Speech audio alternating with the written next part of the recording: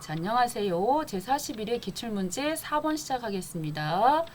자, 첫 번째 정기 자본금과 적립금 조정명세서상에 나와 있는 이 선급 비용이 요 197만 3,700원이 있는데 이 금액 중에 이번 연도 2000 지금 41회가요. 41회 문제가 2020년도군요. 그래서 2020년도에 해당하는 비용이 얼마만큼 되는지 확인해 주셔야 돼가지고 와서 봤더니 2020년도 1월 1일부터 2021년도 12월 31일 것까지 2년치예요. 그래서 이걸 다 비용 잡으시면 안 돼요. 성금 인정하시면 안 되겠고 전체 2020년도는 6년이라 일수가 366이군요. 2020년도는. 그래서 2020년도는 366. 그 다음에 2021년도는 365 해갖고 전체 731일을 나오네요. 197만 3,700원 곱하기 자 366 분자가 366 2020년도 그리고 분모가 731일 거 자, 이렇게 계산하셔야 되겠어요. 그래서 계산해 보시면은 366 나누기 731 그래서 금액이 988200 나왔어요. 988200만큼을 자, 송금으로 잡으셔야 되겠습니다. 성급 비용 오셔가지고 상단에 합계 등록 누르셔서 송금 쪽에다가 자, 넣어주시겠습니다. 정기권 자, 보험료 성급 비용 금액은 988200 지난번에는 유보 발생이었겠고 지금은 유보 감소 이렇게 처리하시면 끝났죠. 그 다음 바로 밑에 거 이거는 지금 2020년도 9월 1일자 이렇게 자료가 다 나왔기 때문에 굳이 들어가지 않고도 바로 하실 수가 있을 것 같아요. 자, 그래도 저장하고 나오셔가지고 여기서 봐도 되고 원장 조회 하셔가지고 9월달 1일 거 자, 819번 코드 번호까지도 알려줬네요. 그래서 코드 번호까지 쭉 알려줬고요. 맨 마지막에 가서 보니까 금방 이 내용에 대해서 들어있어요. 1000만원짜리. 여기 들어온 이유는 또 그 중에 임차료 중에 내년도 거 얼마나 성급 잡은 게 있나 보러 왔는데 하나도 잡은 게 없죠. 자, 없어요. 그리고 831번도 확인해 주셔갖고 여기도 마찬가지로 둘 다 없어요. 회사에서 요 성급 잡은 게 없음을 확인했으니까 있는 그대로 넣어주시면 되겠죠. 넣어서 성급 하나는 임차료 적유랑 생략 조금 할게요. 그냥 그래서 2020년도 주어진 자료만 보고 2020년도 9월 0일 2021년도 8월달 31일 금액은 1000만원 넣었더니 세무 조정 금액 떴고요. 회사에 산 거 하나도 없으니까 그대로 넣고 밑에도 수수료 비용 그랬는데 여기 수수료 비용이 없었네요. 수수료 비용이 그래서 상단에 보니까 구분 등록이라고 해갖고 요거 하나 보이시죠? 여기다 써야 되겠다. 이거 먼저 하고 왔었어야 돼요. 수수료 비용 해서 얘네들 초일 지금 보시면 불산입 그리고 말일 산입 해가지고 요걸로 넣어주시는 거예요. 그래서 이걸로 지금 보시면은 성급 보험료 같은 경우에는 우리가 보험 가입하는 그날부터 날짜 들어가는 거 아시죠? 보험은. 그래서 차 같은 거 사면은 보험 안 들면 차 갖고 나올 수가 없잖아요. 그래서 그날부터 그래서 초일도 산입하시고 말일도 산입하시거든요. 그렇지만 나머지 것들은 여기는 초일은 빼고 말일 산입하는 걸로 넣으시면 돼요. 성급 임차료는 어차피 들어가 있었으니까 우리 고칠 필요가 없으니까 우리가 기억해 주셔야 될 것은 일단 보험료 부분 확실하게 기억해 주시고 성급 수수료는 별말 없으면 이렇게 넣어주시면 되는데 밑에 문제의 소지가 있으니까 이렇게 멘트 들어있지요? 예, 해서 넣어주셔갖고 확인해 주시고요. 이렇게 지금 여기서 금방 넣고 왔기 때문에 안 보여요. 그래서 다시 한번 찍어 주셔갖고 이 수수료 넣어주시고요. 그래서 여기도 2020년도 10월달 27일 2021년도 10월달 26일 금액은 1000만원 쓰시면 조정 금액 떴습니다. 그대로 그래서 각각 이 금액에 대해서 합계 등록 누르셔가지고 송금 불산입 얘네들은 내년 거니까요. 이쪽에다 넣으셔야 되겠죠. 그래서 성급 임차료 금액은 6657534 선급 이 부분 다 유보 발생으로 잡으시면 되고 밑에 것도 선급 수수료도 그대로 마찬가지로 잡으시고요. 8214285 해서 회사에서 잡은 게 있으면 꼭 넣어서 그거 빼가지고 나머지 부분만 송금 불산입 처리하시면 되고요. 자, 끝났습니다. 자, 5번 가보도록 하겠습니다. 자, 5번에서는 가산세 나왔는데 이 3만 원 초과 거래 중에서 이 도서 인쇄비 교보 문고예요. 일반 과세자 해서 세법 관련 도서를 구입했는데 원래 도서 자체는 면세이니까요. 계산서 받아와야 되는데 영수증이라고 돼 있지요. 이거 일단은 문제가 있겠죠. 이거 가산세 물어야 되고요. 비품은 일반 과세자면은 에어컨 구입하고 그랬으니까 세금 계산서 갖고 와야 되는데 영수증 수취했다 그래갖고 이것도 문제가 있죠.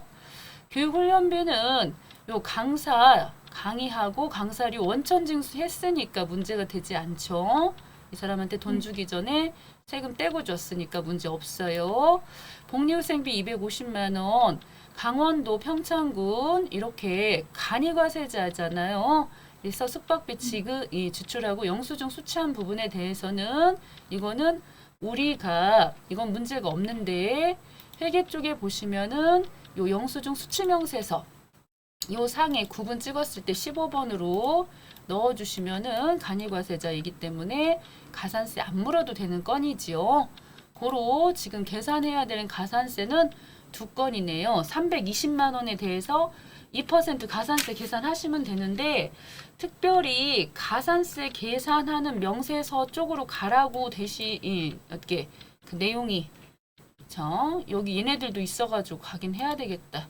그래서 가산세 계산 쪽으로 오셔가지고 쭉 내려보시면은 요거죠. 지출증명 서류.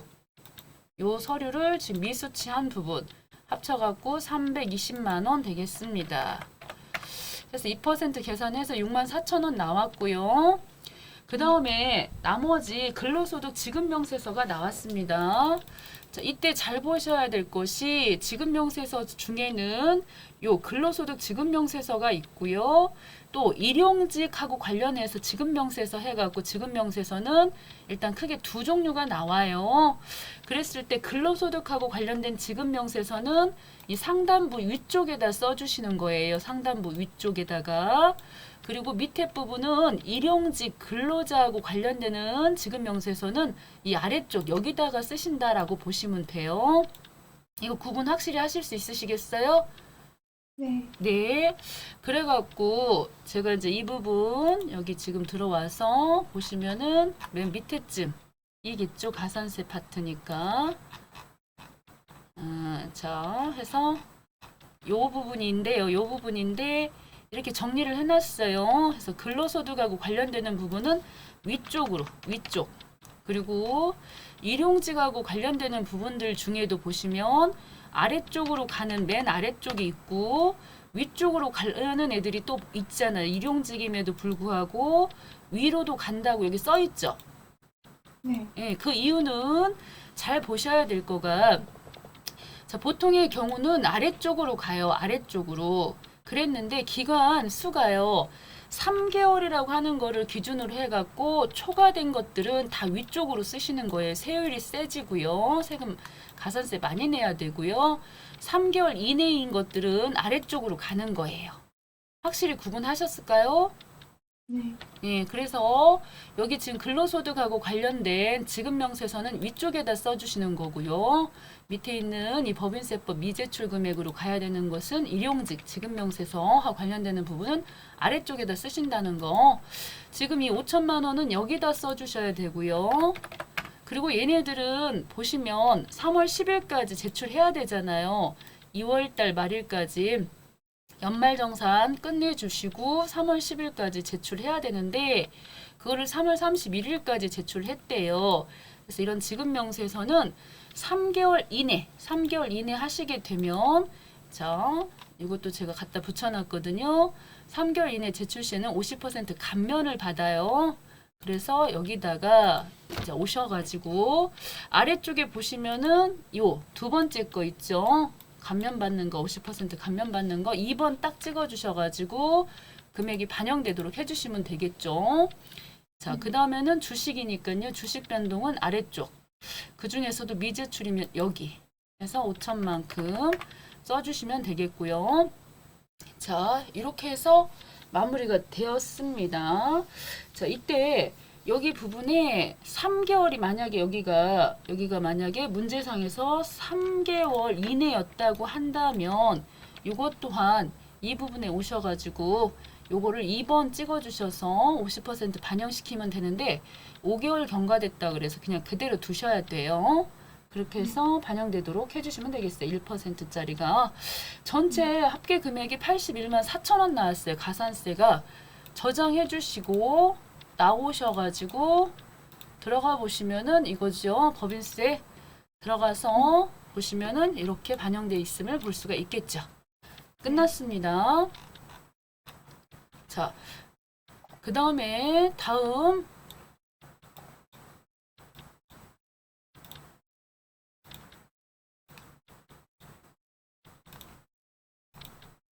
42회차 또 해볼게요. 매번 이런 식으로 계속 반복이 돼요. 반복이 되고, 자, 뭐가 나올지는 이제 우리가 아직 확실하지는 않으니까 전체적인 걸 다 알고 계셔야 된다는 게 좀 부담스럽긴 해요. 자, NI1.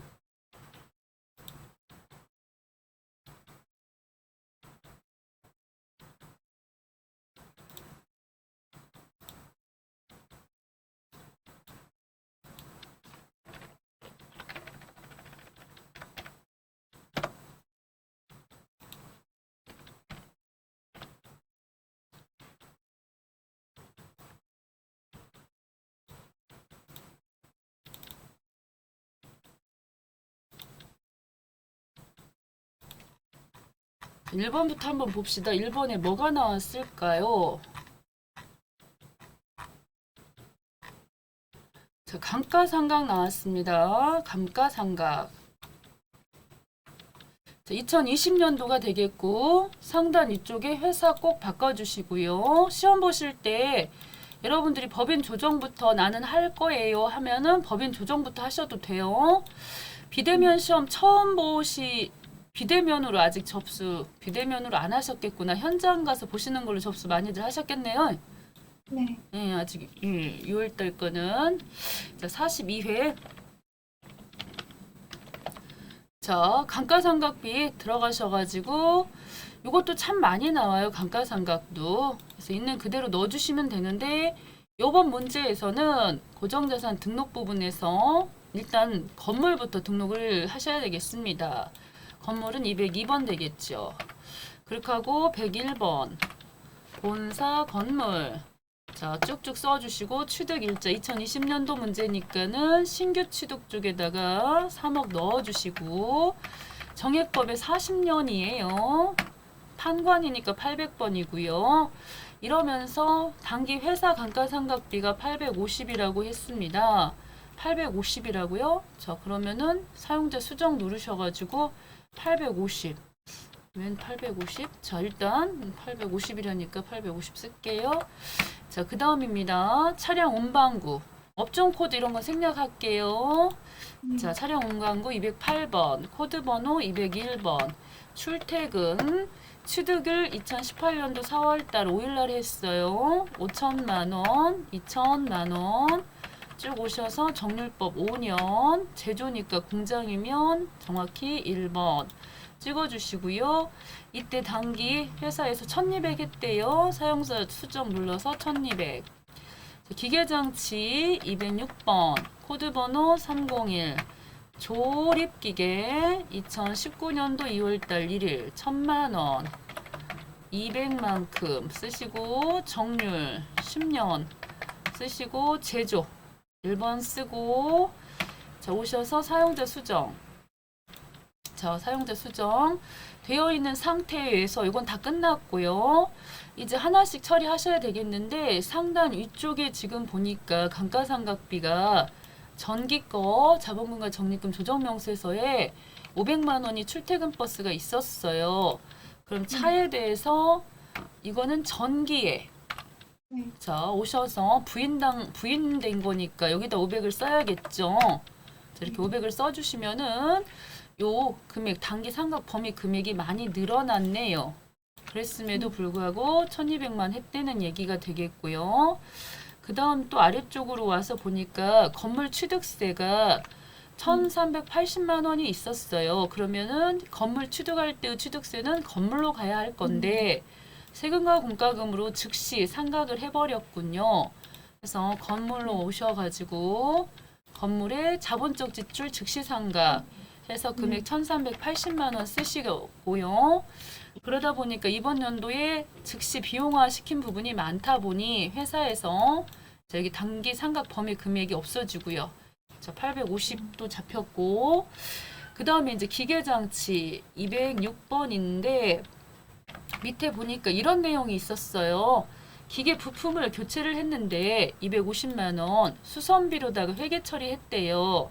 그러면은 언뜻 봤을 때 요 기계 부품 교체한 것에 대해서 금액이 한두 푼도 아니구만.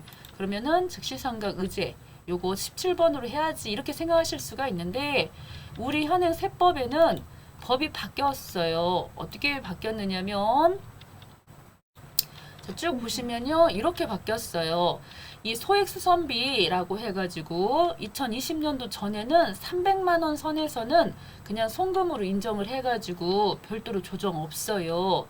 그랬는데 2020년 이후부터는 600만 원까지는 이렇게 소액수선비에 대해서 송금으로 인정을 해줘요. 해줘가지고 지금 보시면은 얘는 인정받으실 수 있는 거고요. 3년 이렇게 미만의 기간마다 주기적인 수선을 위해서 지출했다. 그런다고 한다면 이 부분은 인정을 해줘가지고 조정이 들어가질 않는다는 거. 우린 22년이니까 600만 원이라는 거 기계하고 관련해가지고 이렇게 중간중간 부품 교체해주는 것에 대해서는 600만 원까지 선에서는 비용 잡을 수 있다라고 하는 거. 그래서 넣으시면 안 된다는 거. 됐죠? 자, 이렇게 해서 세 가지 다 넣었고요. 위에 밑에 두 개. 그런 다음에 오셔서 여기 미상각분 감가상각 오시고 그 다음에는 불러 오셔서 자 들어갔고요. 또 오셔서 맨 마지막에 감가상각비 조정. 자, 이 부분에 보시면은 아래쪽에 다 정리가 돼 있어요. 자, 새로 불러오기 돼 있고 합계 등록에 오셔가지고 자, 하나씩 봐야 되겠네요. 첫 번째 건물부터 한번 볼까요? 건물을 봤더니 자, 어떻게 돼 있나 해서 회사 송금 계상 부분이 이제 상각할 수 있는 금액이 요만큼인데 회사에서 많이 2,230만 원이나 송금으로 처리를 해가지고 1,837만 7,500원에 대해서 지금 이 부분은 송금으로 인정을 받으실 수가 없으니까 송금 불산입으로 가야 되겠죠. 그래서 건물하고 관련해가지고 밑에 보시고 그대로 쓰시면 다 되겠죠. 건물 감가상각비 상각 부인액 18377,500 얘네들은 이번에는 요거 발생이지요. 언젠가는 없어질 것이고요. 그 다음에 나머지 쪽에 보시면 기계는 크게 문제가 되지 않았어요. 기타 자산이라고 해가지고 요 부분이 문제가 되었어요. 기타 자산. 차량 운반구겠죠. 네. 해서 밑에 보니까는 378만 5천 원. 요것에 대해서 여기 지금 상각 범위 금액이 요만큼인데 우리 회사에서 1200밖에 안 잡았고요. 그러다 보니까 부족한 부분이 요만큼이나 이렇게 생겼으니까 이거는 전기분에 전기 지금 여기 출퇴근 500만 원 지난번에 부인된 것 중에 저만큼은 송금 추인하시면 된다는 거죠. 그래서 차하고 관련해서 감가상각비 송금 추인액 해갖고 3785 더하기 지난번엔 유보 발생이었으니까 이번에는 유보 감소 처리하시면 끝났죠? 네. 자, 오케이. 자, 그 다음 되겠습니다. 자, 2번 가보겠습니다. 2번. 자, 가지급금 나왔습니다. 자, 가지급금도 참 많이 나오는데 이런 식으로 대상이 나왔을 때요. 내역 중에 차장 이런 사용인, 즉 종업인에게 준 거는 안 내셔도 돼요. 가지급이라고 하는 것은 이런 외부 기관에서 결국은 돈 빌려가지고 이 대표나 이런 관계 회사에다가 돈을 빌려줬으니까 당연히 이자를 이 사람들한테 받아내라는 것이거든요. 자, 오셔서 쭉 가지급금 인정이자 조정명세서 왔고요. 그 중에서 은행하고 관련해가지고 이 차입금 돈 빌린 거 주어져 있으면 넣으시는 거고 없을 때도 있어요. 이게 없으면 나중에 이자 계산하실 때 당좌 이자율로 계산하시는 거고 지금 이런 내용들이 들어가면은 이자 계산하실 때 가중평균 차입 이자율로 다 적용시키시는 거라서 조금 복잡할 뿐이니까요. 자, 은행 중에 첫 번째 국민은행부터 여기다 넣겠습니다. 그래서 국민은행 확인해 주시고 그 다음에 신한은행 두 번 톡톡 해서 신한은행 차입금 쪽으로 넣어야 되지요. 그냥 신한은행이 아니고요. 그래야 자료들이 불러와지니까요. 그 다음에 또 톡톡 대한은행 그래서 여기도 넣었고요. 그 다음에 밑에 국민은행은 앞쪽에 이미 상환액 해갖고 3천만 원 여기 들어가 있지요. 들어가 있고요. 이때 불러온 자료 중에서 이자율이 따박따박 반영이 돼 있으면 우리가 안 써도 되고요. 반영이 안 된 자리는 3% 이렇게 써주시면 돼요. 신한은행도 오셔갖고 3.5라고 써주시고요. 대한은행 같은 경우에도 4% 써주시고요. 자, 이렇게 썼지요. 그런 다음에 가지급금, 자, 가수금 자료 있으면 일단 대표이사입니다. 그래서 이름 김진철 불러오기 하시면 이런 식으로 1번하고 4번 적요 가지고 있는 자료가 싹 불러와질 거고 그 다음에 관계회사도 여기다 넣어주셔야 돼요. 관계회사 그래서 영원무역추 이것도 불러와 주시겠고요.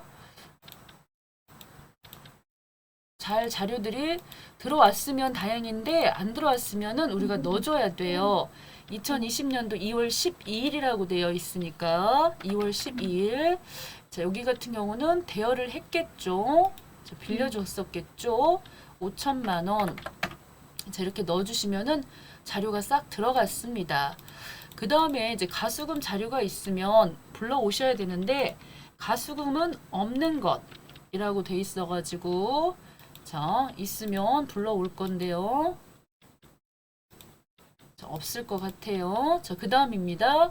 이제 이자 계산을 해야 되는데 가중평균 차입이자 계산한다고 했으니까 4번 찍어주시는 거예요. 그래서 당좌대출 이자가 아니고 4번 찍어주셔가지고 인명별 불러오기 각각 눌러서 앞에서 작성했던 거 불러와 주시면 되는 것이고요. 자, 불러왔습니다. 그런 다음에 옆에 쭉 가서 보시면요. 이자율이라고 해가지고 이 자리를 두 번 톡톡 찍어주시면은 앞쪽에서 계산했던 외부 기관 은행에서 돈 빌렸던 요 밑에 보시면 가중평균 차입 이자율이 따박따박 다 계산이 돼 있기 때문에 우리는 그걸 적용시켜 주시기만 하면 되니까 특별히 어려울 거 없어요. 두 번 톡톡 해서 각각 그 이자율대로 해서 이자 계산해서 나왔어요. 이렇게 이자 계산 끝났죠. 이렇게 간단해요. 자, 흐름만 파악하셔갖고 여기도 두 번 톡톡 해가지고 3% 적용시켜 주시면요. 그래서 전체적으로 이자 계산 다 끝났죠. 자, 여기까지 이해되셨어요?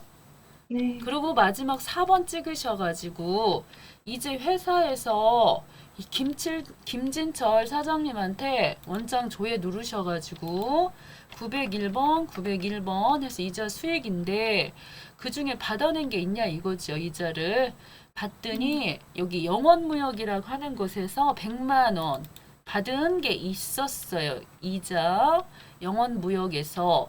그리고 대표한테 받았다는 말은 없어요. 여기 적요에 있어야 하는데 없어가지고 결국은 밑에 있던 영원무역만 회사 계산 금액이 100만 원 있다고 쓰시면 되겠죠. 네. 해서 밑에 노란색으로 전체 합쳐진 금액을 보니까요.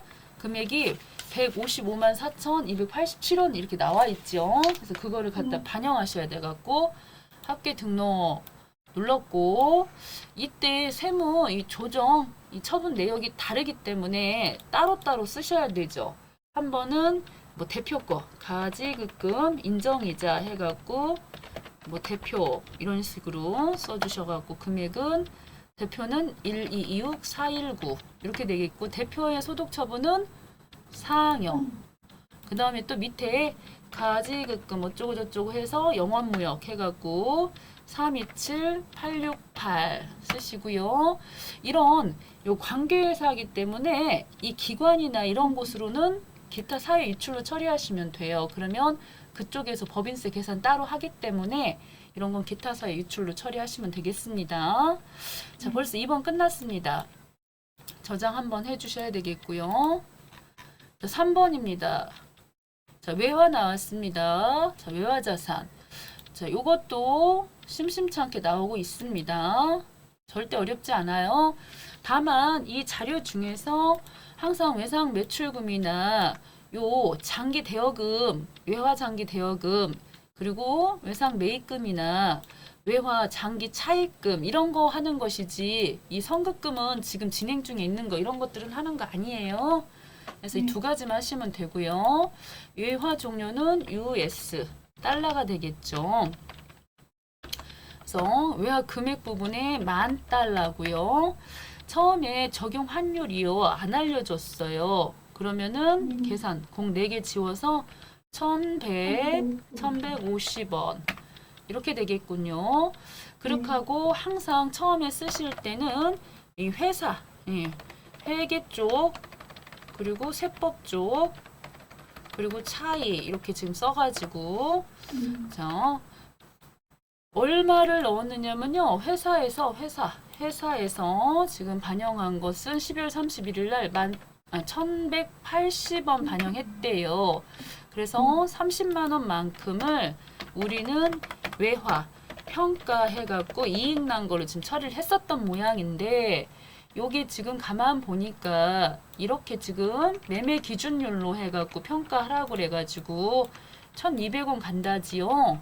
그럼 여기를 1,200원으로 다시 고치셔야 돼요. 1,200원. 그랬더니 50만 원이네요. 50만 원. 하면 이 차이가 얼마나 나느냐? 얼마 나요? 20만 원만큼 우리 더 반영을 해야 되죠. 그래서 합계 등록 쪽에 잠시 후에 하겠지만 이 20만 원만큼 우리가 이제 환이 올라가 가지고 입금으로 잡으셔야 된다는 거죠. 여기다가 처리하실 거예요. 외화 평가 손익 났다고 입금 산입. 자, 그 다음에 밑에 거 요거는 부채니까요. 부채 쪽에 오셔서 US 달러 넣으시고 금액 12,000. 그리고 환율이 지금은 안 알려줘가지고 1404000 나누기 나눠보니까요 1170원 1170원 됐고요. 그렇게 하고 이 12월 31일 날 결산할 때 1180원 이죠. 그래서 10원만큼 올라가다 보니 오히려 우리가 더 갚아야 되는 것처럼 10원만큼 해갖고 요 부분이 마이너스 12만 원이 나왔고요. 우리는 외화 평가 손실로 손실로 처리를 해야 되겠죠. 계정 과목은 뭐 외화 환산 여기 같으면 이익 난 거고 여기 이제 손실 났어요 일단. 그런데 지금 회사에서는 그렇게 처리했는데 세법에서는 1,200원이죠. 그러다 보니까 더 손해가 났다고 해야 된다는 거죠. 36만 원 빼기 하고 또 36만 원이에요. 그러다 보면 이 빼기는 서로 더하기로 바뀌면서 자, 얼마가 차이가 나나요? 자, 해서 24만 원 나왔네. 24만 원. 맞아요? 이제 24만 원만큼 이렇게 지금 나왔습니다. 자, 그러면 결과적으로 요거는 우리가 잠시 후에 이제 합계 등록 누르셔가지고 손해가 더 났다고 여기 송금 산입으로 24만 원 잡으셔야 된다는 거죠. 네. 그냥 해버릴까요? 아예 여기 들어온 김에 여기다가는 한 번은 20만 원만큼 더 잡아야 되고요. 외화 평가해갖고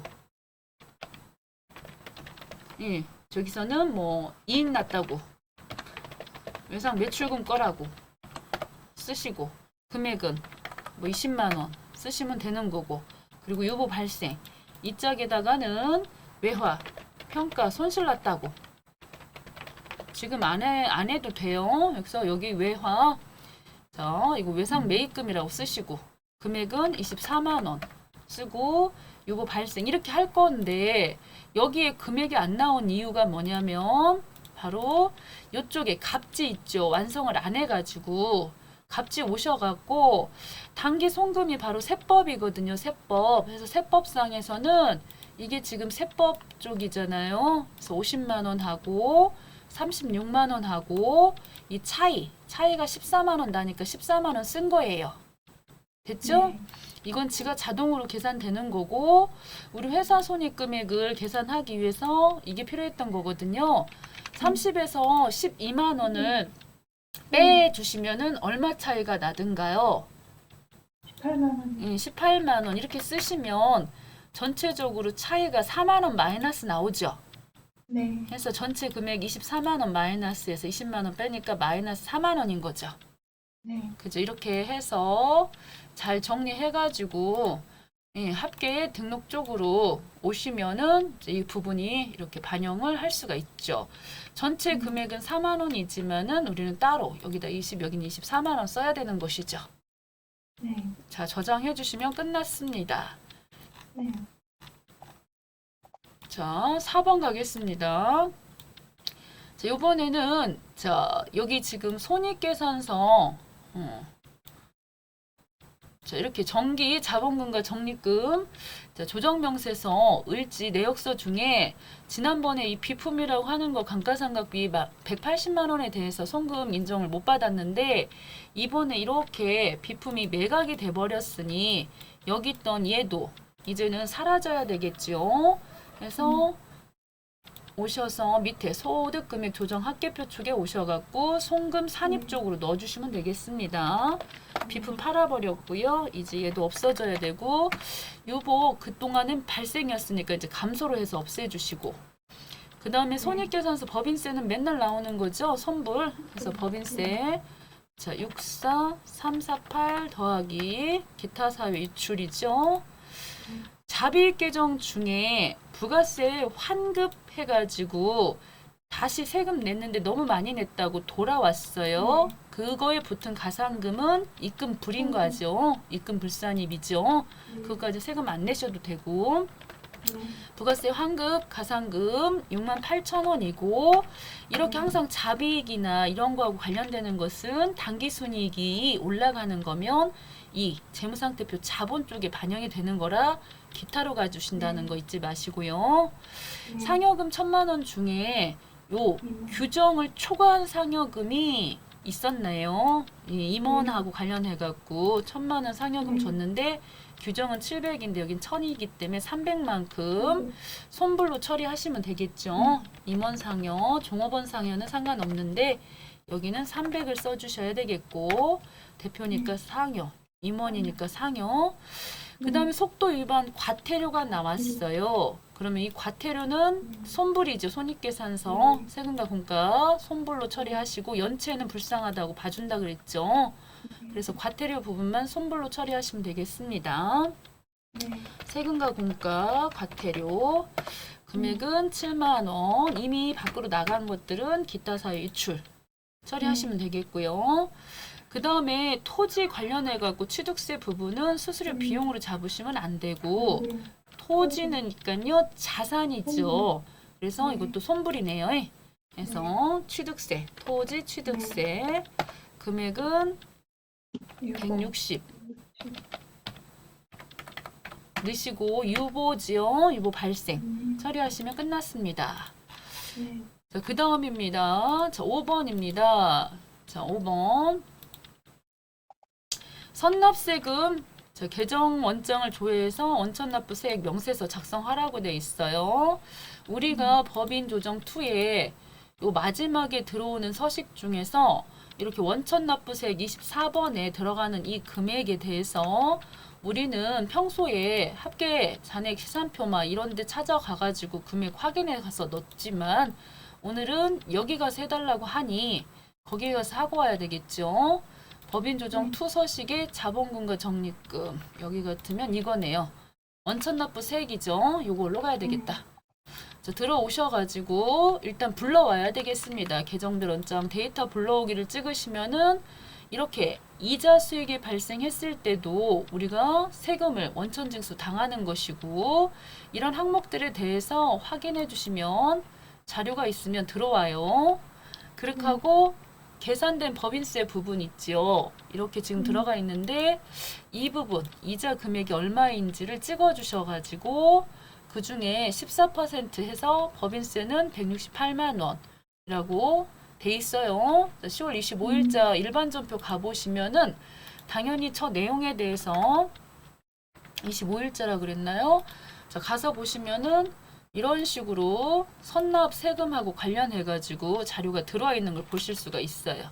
그래서 1200만 원 이자에 대해서 세금 냈다고 168만 원 법인세 그리고 지방소득세는 이거의 10% 해서 이런 내용들이 다 적혀 있는데 우리는 이것만 작성해 주시면요. 이 금액 168만 원이 미리 낸 세금이죠. 선납세금으로 나가 보시면은 자 해서 나와가지고 법인조정 여기 들어가셔서 불러오기 찍어주시면은 방금 작성된 부분이 들어와 있겠죠. 이만큼이. 자, 그 다음에는 두 번째 해줘야 될 것은 소득금액 조정. 요 자리는 우리가 금방 들어갈 거 더해줄 거 더해주고 뺄 거 빼고. 그 다음에 기부금 한도 초과 금액이 여기 있군요. 6423 더하기. 그 다음에 요 세액공제 중에서 이거 잘 보셔야 돼요. 세액공제는 두 종류가 있어가지고 최저한세 적용되는 거하고 안 되는 거하고 두 종류가 있는데 최저한세 적용 제외되는 거가 세 가지가 있었는데 네. 뭐가 있었어요? 세 가지? 네. 첫 번째가 연구 인력, 그치 연구 인력, 두 번째가 재해 손실, 세 번째가 외국 납부. 그래서 이 세 가지였어요. 그래서 밑에 이 자리는 1240만 원이고요.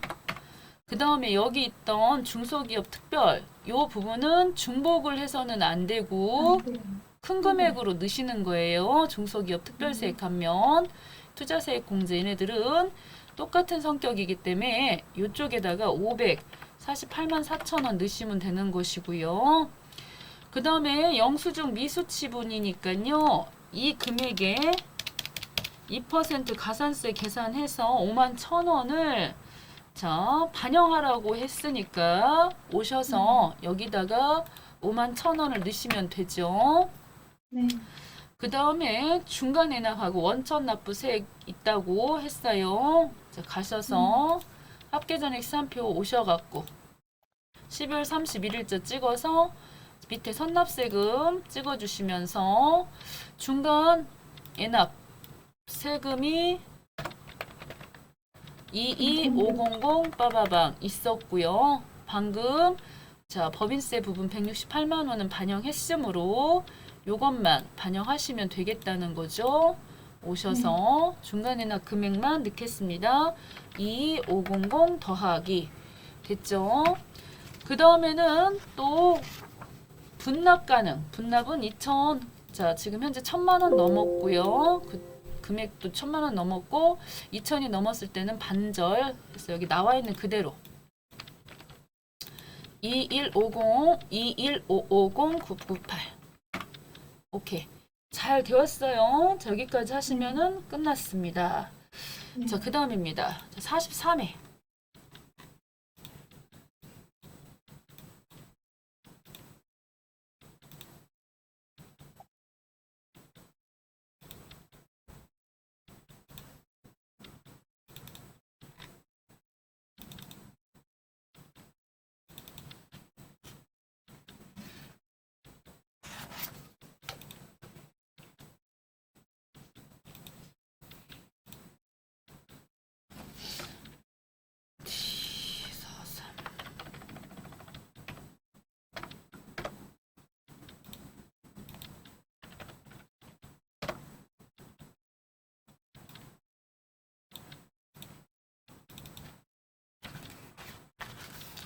자, 1번부터 또 가보시겠습니다. 자, 1번에는 뭐가 나왔을까요?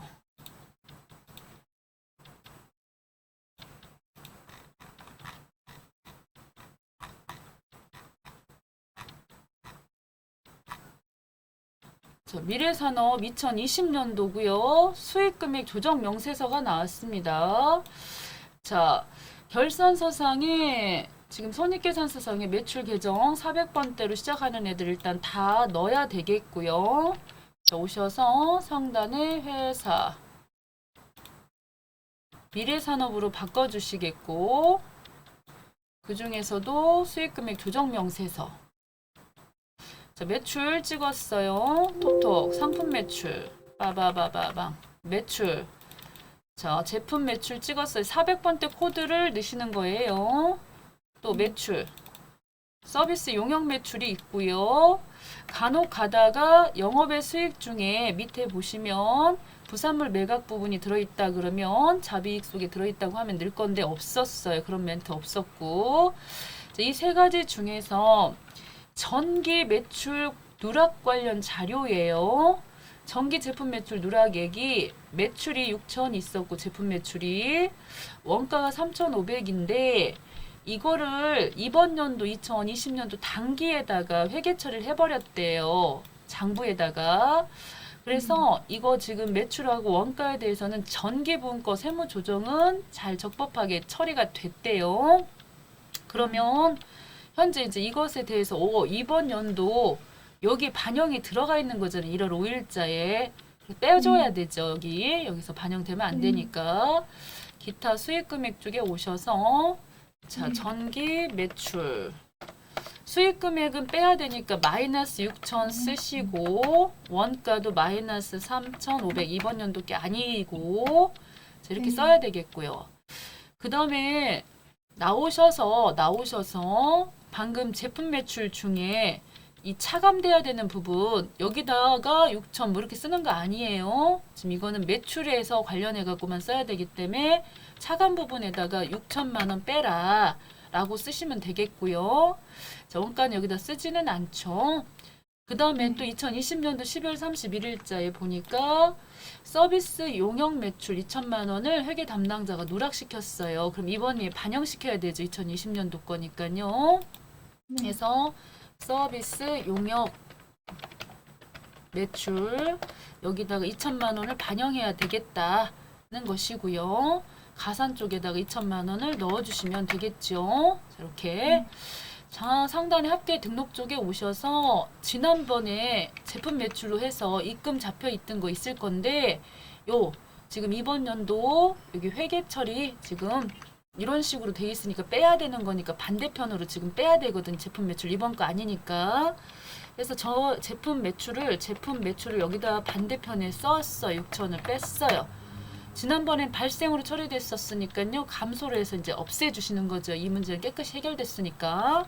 원가도 이쪽에다 써서 얘네들은 원가는 여기서 쓸 때만 하더라도 송금이었지만 이번 연도 우리 거 아니니까요. 제품 매출 원가 3,500 써갖고 여기도 요거 감소 이렇게 써주셔야겠죠. 그렇게 하고 밑에 2천만 원에 대해서는 이거는 매출했으니까요. 이번 연도 거니까 입금 잡아야 돼. 서비스 용역 매출 쓰시면 돼요. 2천 이번에 발생한 거니까 이거 발생 이렇게 처리된다는 거죠. 네. 이거 조금 헷갈리실 수도 있어요. 그죠? 그래서 이런 부분들이 헷갈리실 수도 있으니까 뭐 전기 거 이렇게 써주셔도 되고, 시험에서 이런 거 안 써도 이거는 뭐 과목은 품목처럼 생각하고 있으니까요. 금액만 잘 맞춰주시면 되는 것이고요. 자, 세금과 공과금.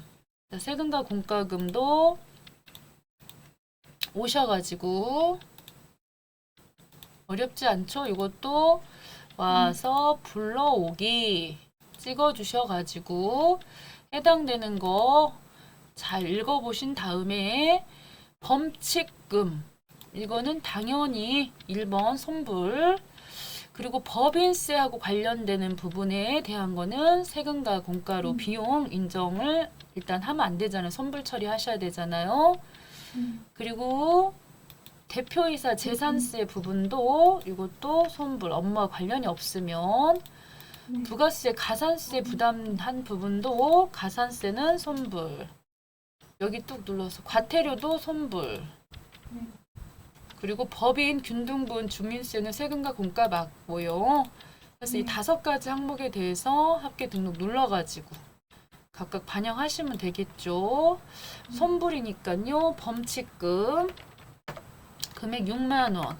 얘네들은 이미 나갔기 때문에 기타 사유 유출이 되는 것이고 법인 지방소득세 1568 더하기 기타 사유 유출인 것이고 다만 여기에서 재산세 있죠. 대표하고 관련되는 이 재산세 부분은 뭘로 간다? 상여, 소득 처분을 상여. 나머지 것들은 다 기타 사유 유출, 부가세, 가산세 68, 160. 그 다음에 과태료, 기타 사유 유출 됐지요? 자, 그 다음이에요. 자, 이거 또 나왔어요. 퇴직연금 겁나게 나오네요. 그래서 이거 보러 가시기 전에는 이제는 아예 퇴직급여 충당금 요거 조정명세서에서 우리가 그냥 맨날 머릿속에 기초 부인됐던 7번 금액과 15번 이네들은 충당금 부인됐던 금액 합계 더해가지고 여기서 빼줘야 되는 게 하나 있더라.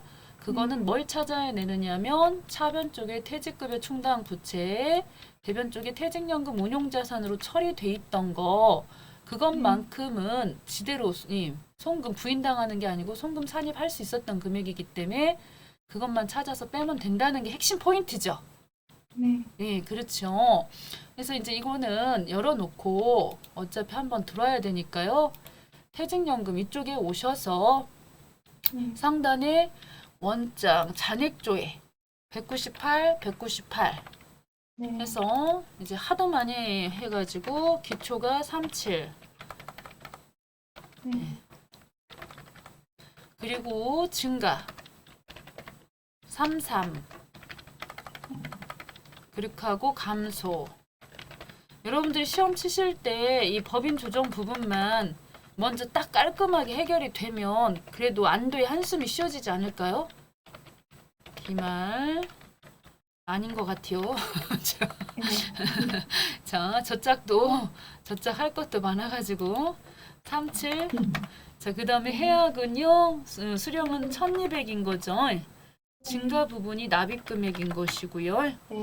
그 다음에 항상 14번 금액은 여기 지금 보시면 이렇게 퇴직연금 3,700 이렇게 돼 있던 이 부분이 기초퇴직연금 충당금 등 정기말 신고 조정에 의해서 송금 산입한 금액이 된다고 그랬잖아요. 네. 이렇게 그렇게 하고 이 기중 해약 부분은 20번하고 똑같이 가주시면 되고요. 항상 여기서 이 4번 말했던 거예요. 아까 금방 그 얘기가. 그래서 여기 지금 오셔가지고 감소가 지금 1200이 있었는데 4200에다가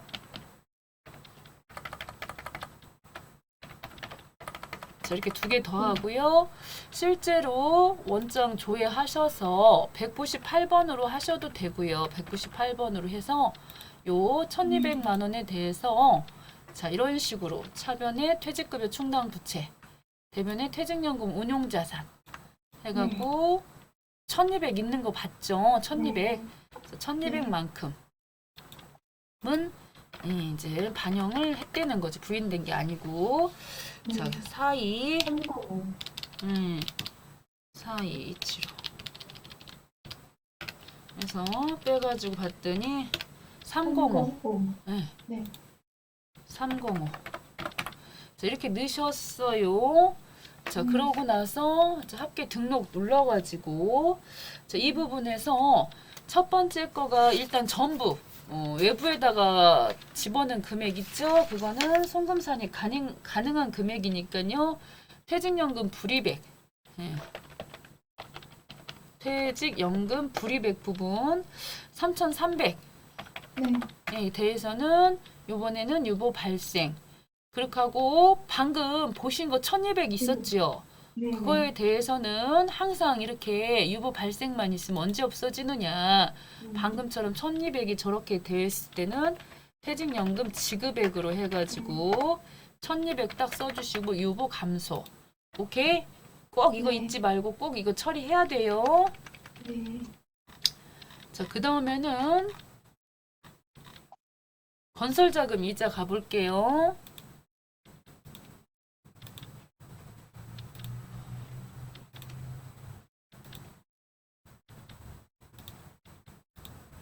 자, 건설자금 이자.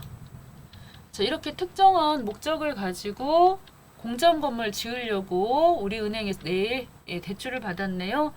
자, 해서 여기다가 건설 이름이 공장 건물 신축 사용 공장 건물 신축. 자, 쓰시고 대출은 우리 은행 네. 차입은 2020년도 7월 1일. 네. 그냥 어려운 건 없어요. 그런데 차입 금액은 732 더하기 이자율은 5%까지 해서 단기에 이 금액 계산해가지고 전체 나온 금액이 1840만 원이라는 거죠. 1840만 원이고 준공은 언제 완성이 되느냐면 2022년도 10월 31일인 거죠. 공사 기간은. 네. 그러면서 여기 건설 자금하고 관련된 기간을 쓰셔야 돼가지고 요거죠. 122일이라고 하는 거. 요걸 쓰셔야 되겠죠. 그래서 122일분에 해당하는 계산을 따로 하셔야 돼요. 밑에 있는 이거는 184일 거고 지금 우리는 다시 한번 계산을 눌러가지고 732 빠바방 곱하기 5% 하시고 122일분에 해당하는 것들을 계산을 눌러서 해주셔야 돼가지고 저 밑에 이렇게 공식이 나와 있네요. 해서 1220만 원을 여기다가 써주신다는 거죠. 이렇게. 그렇게 하고 이건 아직 완성이 안 됐기 때문에 건설 중에 있는 자산에다가 이렇게 써주시면 되겠죠. 네. 자, 그렇게 하고 이것에 대해서 소득금액 조정 합계표 쪽으로 오셔서 여기는 합계 등록이 없으니까 오셔서 이쪽입니다. 이쪽에다가 송금 불산입이에요. 이자가 있었지만 그거는 건설 자금하고 관련되는 거라 건물 혹은 건설 중에 있는 자산 이렇게 처리하셔야 돼갖고 송금 불산입으로 처리하시자는 얘기죠. 네. 금액은 1220만큼. 이는 유보 발생. 네, 오케이. 됐죠? 자, 마지막 5번입니다. 자, 소득금액 조정 내용이 반영되도록 당연히 하셔야 되겠죠. 이 내용이 당연히 이렇게 법인세 과세표준 자료로 불러오기 찍어주시겠고요. 그 다음에 지정기부금 한도초과 중에서 송금으로 산입되는 금액이 100만 원 있으면 지정금액 2월 됐던 부분에 송금 산입 100만 원 있고 그 다음에 2월 결손금은 현재 10년이잖아요. 10년. 그래서 사업 개시일로부터 전 10년 거니까 2020년이니까 해당이 되죠. 얘네들 두 개 다 더해주시면은 2월 결손금 2100. 그 다음에 세액공제 받는 부분 해서 연구. 이 부분은 여기겠죠. 650. 상단 위쪽은 450.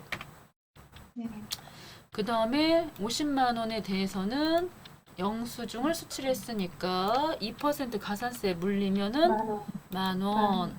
네, 오케이. 그 다음에 선납세금하고 이거는 합계 잔액 시산표 오셔서 136번 선납세금 오셔서 중간 애납 금액이 11500. 그 다음에 중간에 이자 소득 부분이 250이네요. 그래서 뭐쇼? 자, 어떻게 쓴 거야? 그러면은 오셔갖고 마무리로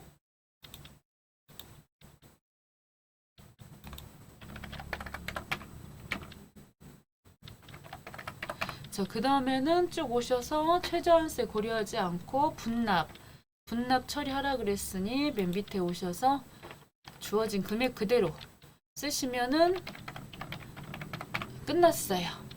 됐죠? 자, 이렇게 해주시면 되겠습니다. 자,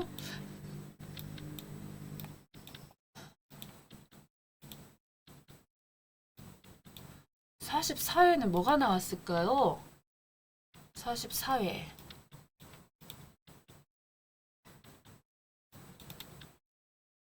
이런 식으로 풀면 여러분 금방 풀겠죠?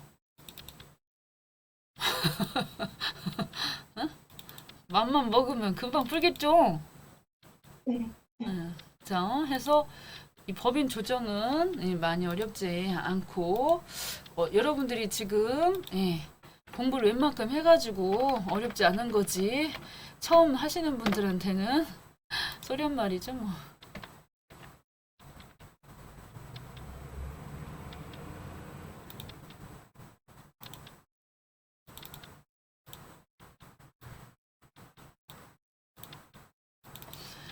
자, 제일 산업이 되겠습니다. 자, 1번에는 뭐가 나왔습니까? 또 가서 자, 임대 자, 제일 산업의 임대보증금 간주 입금 나왔습니다. 자, 여기도 오셔갖고요. 보증금 요거네요. 자, 네. 들어와서 자, 이거는 말 그대로 우리가 간주 이 보증금 내부 기관으로부터 건물을 빌려주고 보증금 받은 거 있으면 그걸 운용해 갖고 수익을 낼 건데 이때 상단에 새로 불러오기를 먼저 찍어 주시면은 자료가 불러와지고요. 이 임대 현황 부분 아래쪽 자료가 잘 반영이 될 거예요. 혹시 추가로 받은 부분이 있으면 추가 보증금은 밑에다 뭐 7월 1일 날짜 추가 보증금 있으면 쓰시면 되고, 그 다음에 옆에 입력 누르셔가지고 요 건설비 상당 총액 적수를 쓰시는데 토지는 쓰지 않고 건물하고 관련되는 것만 쓰시면 되고, 2015라고 돼 있으므로 이쪽에다가는 1월 1일 날짜로 해서 3억 쓰시면 되고요. 연면적이 5,000제곱미터면 밑에다가 1월 1일 5,000. 그 중에서 얼마만 짐을 쓰느냐면 3,000 쓰는 거지요. 그래서 3,000. 입실 3,000. 이렇게 써주시면은 다 끝났고요. 벌써 화면 나와주시면 되고, 이 임대보증금으로 운용해가지고 이자 수익하고 배당금 수익 두 가지가 지금 발생했어요. 그러면 901번 이자 수익이죠. 금액은 합계를 쓰시는 거예요. 합계를. 930 쓰시는 거고 930 쓰시는 거고, 이때 보증금 운용 수익은 60만 원이라는 거고, 배당금 수익은 코드를 모르겠어요. 그러면은 두 번 톡톡 눌러갖고 찾으시면 되고, 510만 원인데 이때 40만 원이 보증금 수익이고요. 나머지가 기타예요. 이렇게 되면 상단부 위쪽에 이제 가서 보시면요. 현재 우리가 지금 잡아야 되는 입금 상당 금액이 요만큼 지금 입금, 요 보증금 가지고 1.8%로 계산해서 입금 잡으셔야 되는 금액이 126만 3,452원인데 우리 회사는 100만 원만 잡았어요. 보증금 운용 수익으로. 26만 3,452원에 대해서 합계 등록 누르셔가지고 입금으로 처리하시면 된다는 거죠. 그래서 이번에 입금. 그래서 적수 계산 안 했는데요. 뭔가 하나 일수. 빼먹었어요? 보증금 적수 계산 일수. 네, 그렇군요. 뭔 소리냐면은 여기가 지금 365가 돼 있는데 2020년도니까 상단에 여기 366으로 고쳐주셔야지 되죠. 그래서 네. 26만 원 나왔네요. 이렇게 해서 네. 2020년도는 윤년이 껴가지고 그래서 합계 등록 누르셔가지고 26만 원만 반영될 수 있도록 하시면 되겠다. 임대보증금, 간주입금 26만 원. 이러한 보증금 부분이 외부 기관에 지금 맡겨져 있는 상태로 보시고 기타 사유 유출 처리하시면은 끝나요. 여기까지. 됐죠? 자, 오늘은 네. 일단 여기까지 진행하도록 하겠습니다. 자, 너무너무 감사합니다. 수고하셨습니다. 네.